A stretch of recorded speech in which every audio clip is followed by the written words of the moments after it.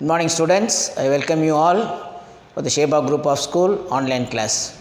I am really very happy to be with you once again for the next class. Now we are in the fourth unit. Prose already we have completed. Poem. Now we are in the supplementary. So supplementary is very important. You get essay answers in it.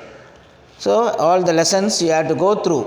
You have to go through the book. Once you have to read it, then only you will be able to understand the lesson. So now we are going to the fourth unit, supplementary with the photographer. And the writer of this story is Stephen Leacock. So this story, with the photographer, it's a experience. Nowadays it is a rare experience to go to a studio to take a photograph. Now everything is in our hand. We got our mobile phone and we take all our photographs, selfie and everything. But in those days what I have to do, we have to go to the studio to take our photograph, or passport size photo or family photo or wedding photo. All these photos we have to go to the studio, and the photographer will make us to stand, and he will be having a camera, and he used to take that, and then only after a few days only we will be able to see the photograph. But now what happened, at once you can see the photo. So here the character is Stephen Leacock and the photographer. So usually you used to see about the writer of this story. His name is, already I told you, Stephen. His full name is Stephen P.H. Butler Leacock. So he was a Canadian teacher, political scientist, writer and humorist. Humorist means giving lecture to make people happy. So many people are like that nowadays. You can see in many programs where the people they speak and they make us very happy. That is the humorist. He was educated at Upper Canada College in Toronto, and the Toronto University he was being graduated in 1891. He received the fellowship in political economy and took his PhD. After this, he went to his higher studies in 1903. Between the years 1915 and 1925, he was the best known English speaking humorist. So he was a well known. Nowadays you got, already I told you, many people are there where people they talk and they make us happy. Usually in the Pattimandram we see the people when they speak. We were not able to control our humorism. We laugh and we enjoy their speech. The same way he is also a person like that. He is known for his light humor and with critics for people's follies. Sunshine Sketches of a Little Town. So he has written books. And a Arcadian Adventure with the Ideal Rich, Economic Prosperity in the British Empire, The Dawn of the Canadian History, Moonbeam from the Larger Lunacy, The Unsolved Riddle of Social Justice, My Discovery of England, Wit and Dry Humor. So these are the wit means talking about intelligent, and also at instant it is called as wit. Wit is an intelligent, and dry humor. See, he is a well known person for making speeches and making people happy, and some of his brilliant writings. So these are the things which has been told about the author, that is Stephen Leacock. So you should also be a humorous person. So the most we laugh, the most we live long, they used to say. So whenever you had an opportunity, don't try to be moody, and don't be tensioned, and don't always be angry or angry mood. So this will spoil our health.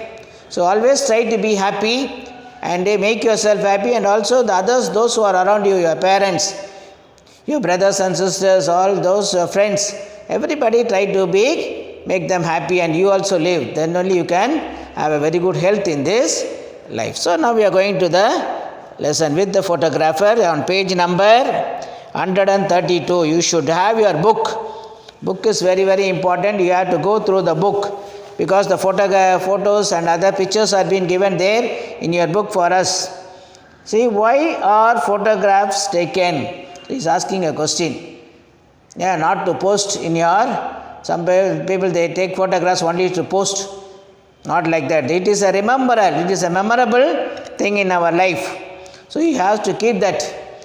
And so if you see any old photos of your parents, their wedding photos or your grandfather or grandmother's photo, it will be very thrilling for us to see them very young in the photo. But now after that they become very old.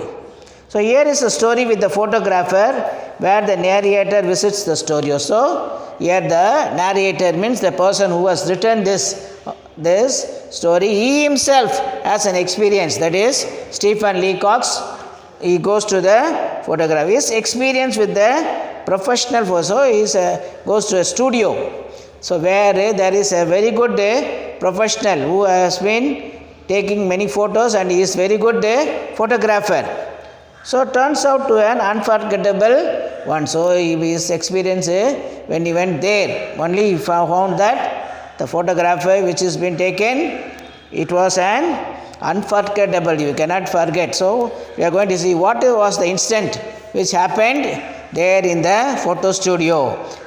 I want my photograph taken, I said. So he is going inside the studio and the camera has been, now it's not small, it's a very big camera. You can see in the picture. So what happened, the negative will be kept there and for taking photographer will go inside with a black cloth in the covered, and then only he will adjust in the front, and then afterwards only he will be taking the photograph. So what happened, so the author, what happened, he goes to a photo studio. I said, the photographer looked at me without enthusiasm, without anything, any type of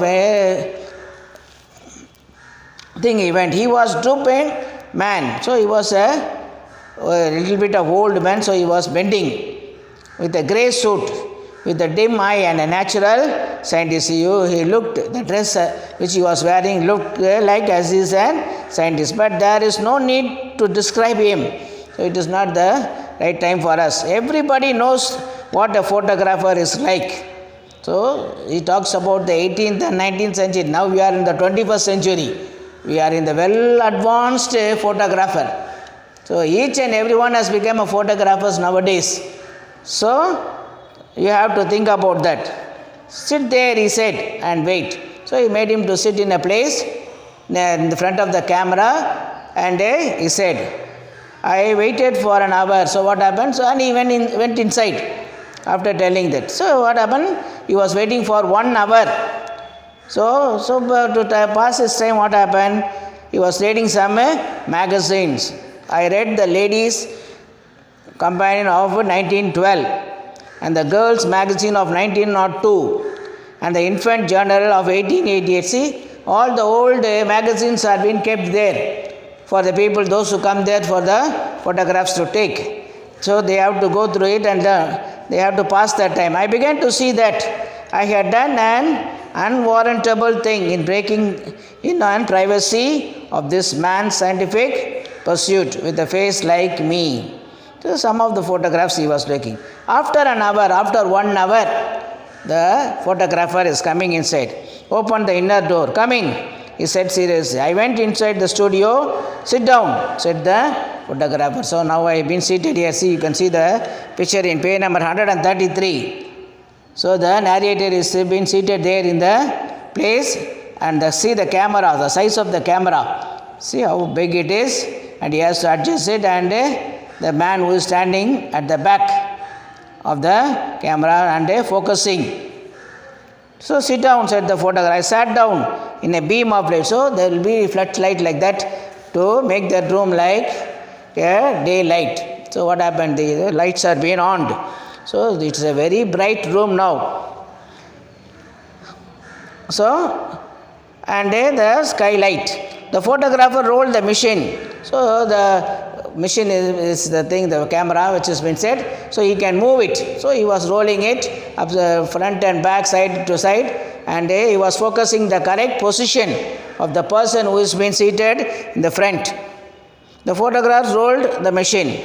So he was only in a second, just time enough for a look at me. So after what happened, he went inside the cloth and he was focusing me. Then he removed the cloth and he came out and he was peeping like me at me like this, so abandoned. And then he was out again. Then he went inside, teasing the cotton close to the window panel. So and shook. So he went at the back of the thing, the window panels and other things he was adjusting, and again he came near the camera.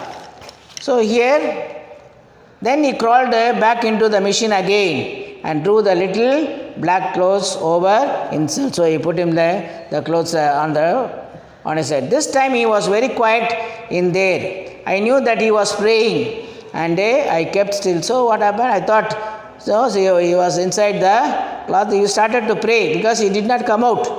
So he was spending his time there. When the photograph came out at last, he looked very grave and shook his head. So after that, a few minutes, what happened? He came out of the cloth and he looked. The face is quite wrong. So he went near the author, narrator, and telling that your face is not clear. Your face is looking very wrong. So he was there. So the author said, yes, I know that. I answered quietly, I have always known it. So I know about my face.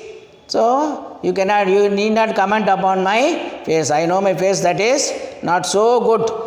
But I have to take a photograph, he says. I think, he said, the photographer is saying, the face would be better 3/4 full. So what happened? Not taking a full size of photo. So 3/4 of a photo will be good for you because your face and other things, then it will be good.